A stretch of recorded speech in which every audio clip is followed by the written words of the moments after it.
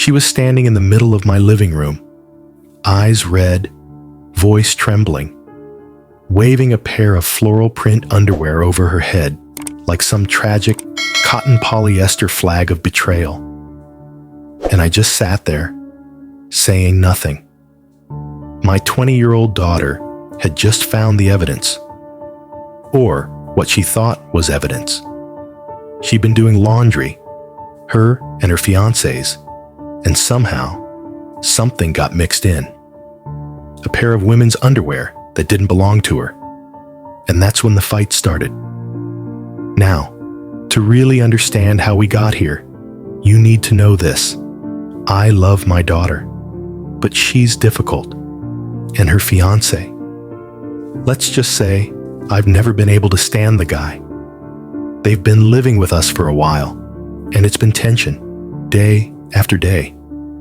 I finally gave them a deadline to move out. I needed my peace back. But that morning, my wife was out.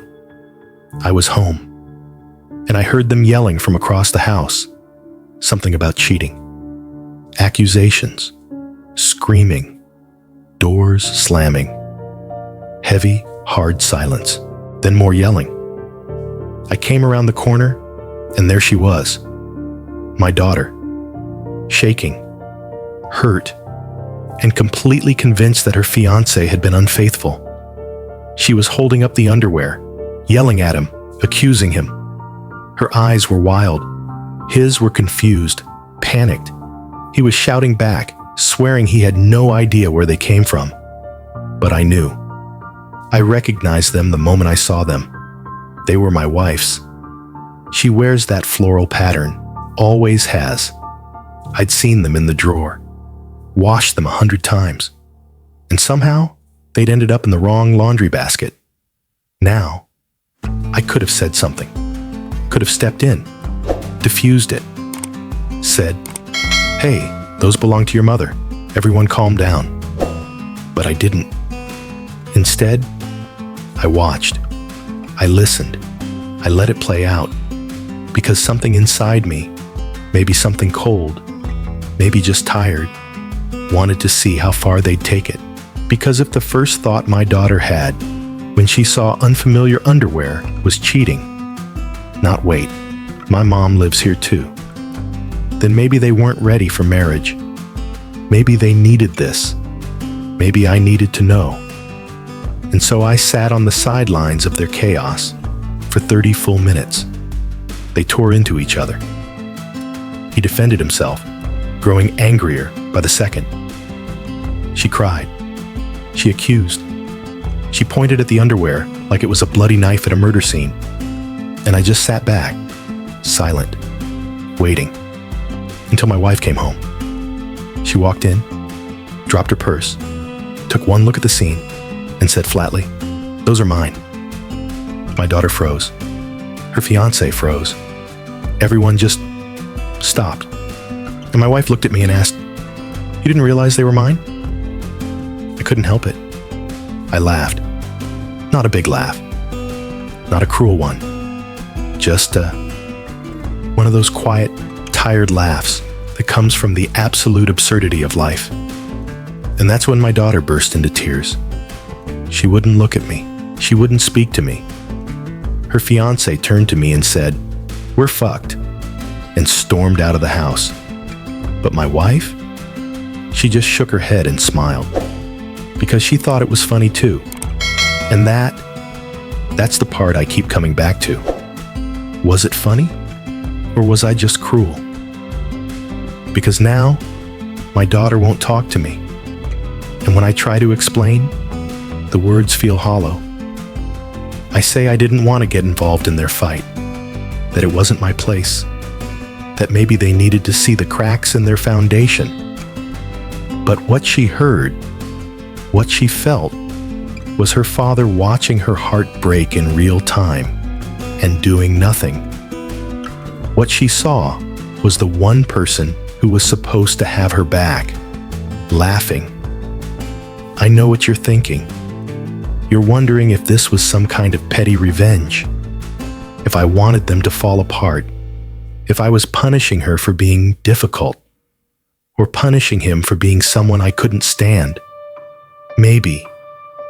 But maybe it wasn't that simple. Maybe I just froze. Or maybe, after months of walking on eggshells in my own house, I felt like I deserved a moment to sit and not fix someone else's chaos. I don't know. All I know is that when I laughed, everything broke. And it hasn't gone back to normal since. She's speaking to me again now. Barely. But it's not the same. There's a distance. Something brittle in her eyes. Like I became part of the betrayal. Her fiancé came back. They made up. Or at least they patched things over. But I see the tension. The mistrust. The scar that moment left between them. And maybe that's what hurts the most. Not that I caused the fight, but that I didn't stop it. So, am I the asshole? I didn't lie. I didn't scream. I didn't accuse. I just didn't say anything. But sometimes, silence is a choice. Sometimes silence is the betrayal. And that's what I can't shake. I keep thinking about her standing there, broken, confused, clutching her mother's underwear, believing her world was falling apart. And I watched, like it was a show. And I laughed, like it was fiction. But it wasn't. It was my daughter. It was her relationship. It was her pain. So, yeah, maybe I am the asshole, but maybe I'm also just human. This story is about more than just a mix-up in the laundry. It's about the moment a father chose not to protect his daughter, not out of malice, but maybe exhaustion, maybe quiet resentment, maybe the weight of too many small things building up over time. It's about how easily trust can fracture, between lovers, between family, and how quickly silence can become a weapon. But it's also about something even deeper. It's about emotional responsibility. Because in life, it's not always the loud betrayals that hurt the most. Sometimes, it's the quiet ones.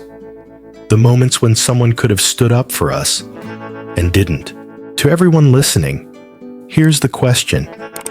When someone you love is breaking down in front of you, do you step in? Or do you let them fall just to see what they're made of? And if they shatter, do you still believe you were right? Drop a comment and tell us what you would have done.